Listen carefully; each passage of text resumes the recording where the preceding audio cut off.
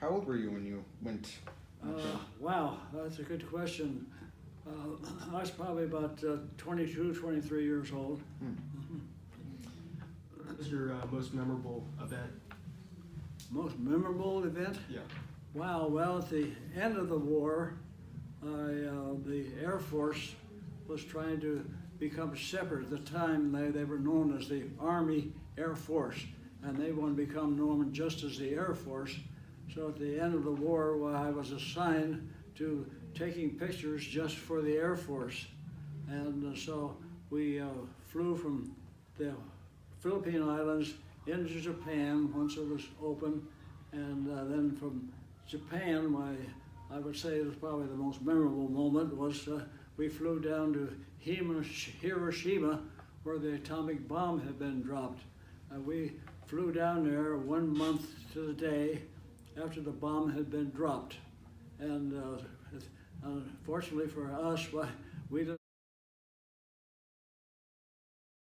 Bomb had been dropped, and unfortunately for us, we didn't know too much about radioactivity and all these other dangers from the atomic bomb. But anyway, we flew down there, landed, and took pictures. It was prior to all of this, why the Air Force had taken us to Germany to show us all of the damage that the Air Force had been able to do to Germany. And literally, they had just about flattened Germany. And of course, it took thousands of flights of B-17s and the Air Force and bombs to do this. Well, once we got to Hiroshima, where one bomb now did just about what all the damage they did in Germany with thousands of bombs. So and it was like dropping a pebble in a pool of water. These waves go out from the bomb, and then where it come down, it would wipe that area out, and then you'd go on and it'd be okay, and then go down again and it would wipe an area out. So it was quite an interesting thing to see what one bomb had been able to do to Hiroshima, what thousands and thousands of bombs did to Germany. How did I get into photography? Yeah.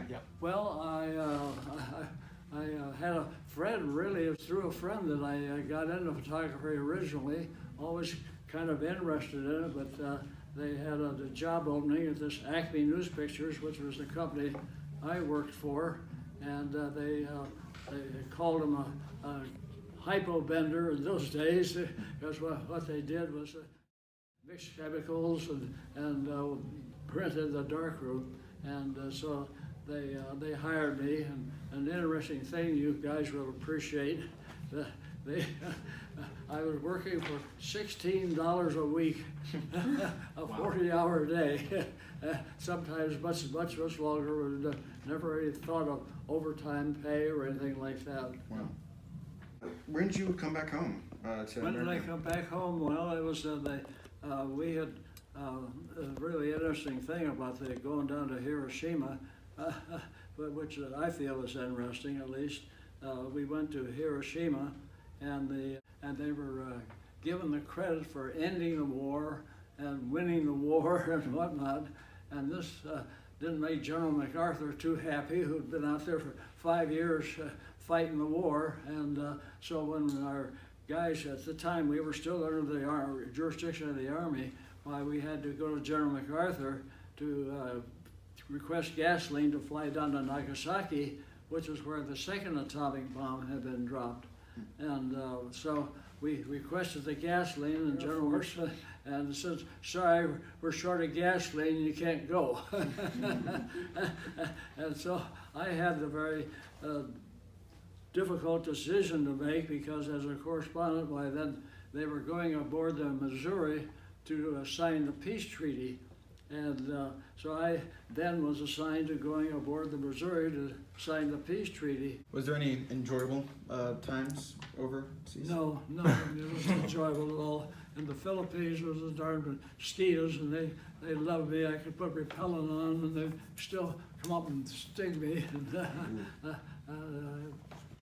No, but it was always hot and humid, and I truly see the men's service, or guys that are out fighting the war and got these huge backpacks on and whatnot, and the whole time I was there, why all I wore was a fatigue marine jacket, and I was very fortunate, but weather-wise.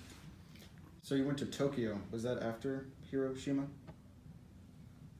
Well, no, we landed in Tokyo, Tokyo first. and then went down to Hiroshima. Oh, okay.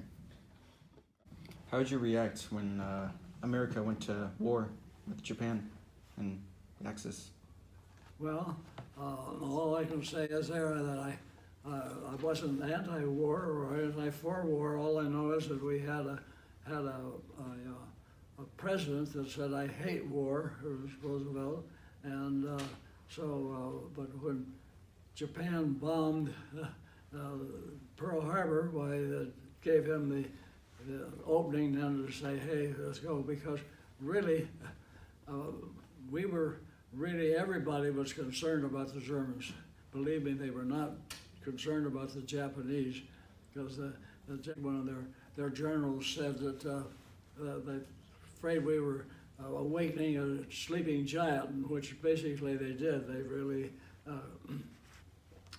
woke America up, and we went into war. But 99% of our efforts went towards Europe, to Germany, defeating them, and maybe just 1 or 2%. We went out the Pacific and did a little bit out there, but we didn't really go after the Japanese until the Germans were pretty well close to being defeated. Did you go anywhere else in Europe besides Germany? Did I go to Europe? Yeah, Yes, during the war.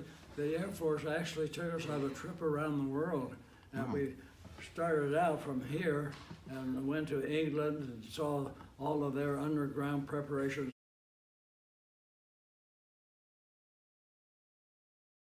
They had to defeat the Germans, and then went on into France and into Germany, and yes, we had a very, very complete trip of the world at the expense of the Air Force. But they're basically, their whole idea was to take us through Germany to see what they had been able to do with defeating Germans. How long were you in England?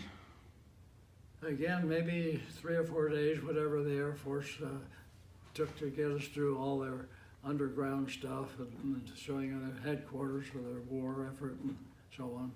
Oh, were you ever armed during the war? No, as a correspondent, why, number one, we did not have 1 minute of training.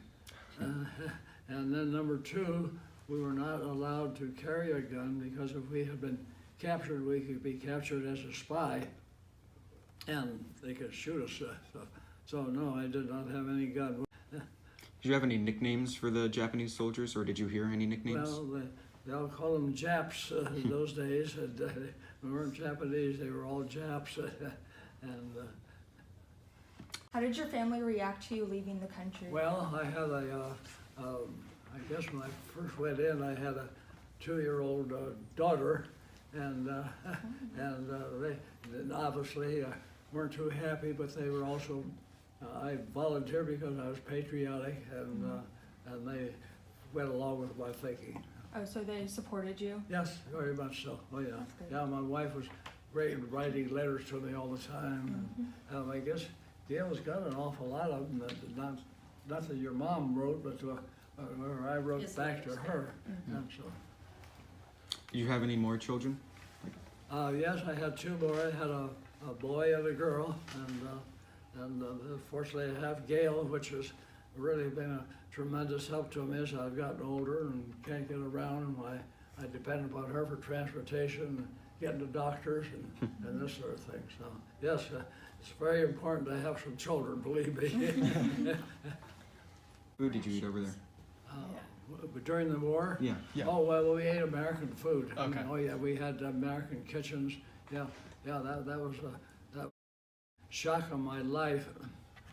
When we landed at Saipan, well, they've always told us how tough the Marines are, and believe me, they are tough, because, well, I guess we were probably on Saipan a full week before the Marines brought in any kitchens, and so up to that time, why we were expected to exist on what they call sea ration, they gave us a little tiny thing I didn't bring with me. I still have it at home.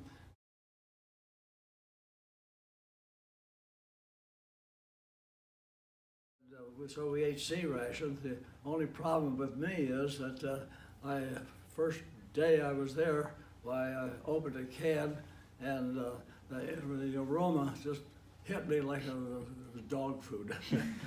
That was terrible.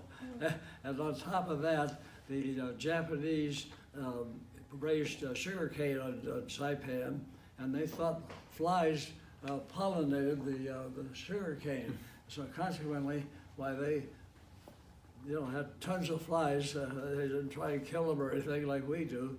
And so consequently, why I opened that food, and the flies would just boom right now. So you swish away the flies and try and eat a bite of food. And it was terrible. Unfortunately for me, in the C rations, they had a hard cracker. I could eat that okay, and then some hard candy. So I existed on that for about almost a week before the kitchens moved in. But for the Army, why when they landed in the Philippines, why I was with the Army, and boy, the kitchen, the troops landed as soon as the beach was secure. Why they had kitchens set up and you had hot food. Did you spend Christmas overseas? Try to think. I don't think so. The only time I remember any sort of a holiday was a Halloween in the Philippines, and I don't know if I should mention even the fact of the Philippines why I was not aware of whorehouses. The Japanese, I mean, the Filipinos had it, and I'm telling you, our soldiers were lined up, and the rain or shine to get in these darn whorehouses. I was just crossing a river, getting a little hitched to ride. Small boat. Yeah. This is get to where MacArthur stepping off onto Japanese soil. Oh, I thought you had it in here. No, I just had MacArthur and a couple of other Oh, generals. okay. This was Japanese. Japanese, yeah. But The coin, their money, and we had the Philippines. But the inflation was so bad that they had $5,000 bills to help them pay, get around and so Wow. on. Oh, so these are from the Philippines when the Japanese were under control? That's crazy.